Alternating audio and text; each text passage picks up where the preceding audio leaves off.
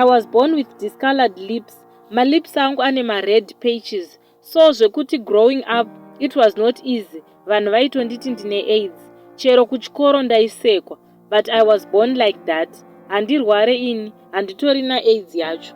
It's something I cannot change. Now I'm grown up, ndatove ne-24 years, but it's still going on. Vamwe vanotaura behind my back, especially kubasa. There is a day randakatotadza kushanda.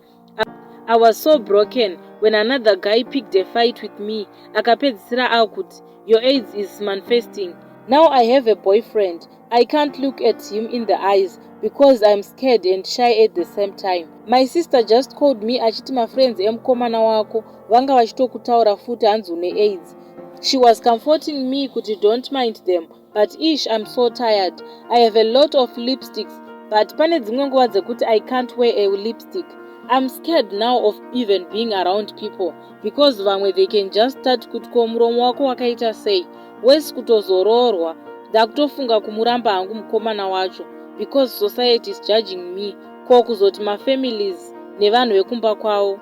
I think I'm just not destined to be married. So because of that bullying I went through sometimes, ndototya vanhu chaivo. I love being alone most of the times. Chimwe chinhu vanhu ngatidzidzei nekudzidzisa vana kuti pane zvimwe zvinhu zvisingabvunzwe o kuseka mumwe.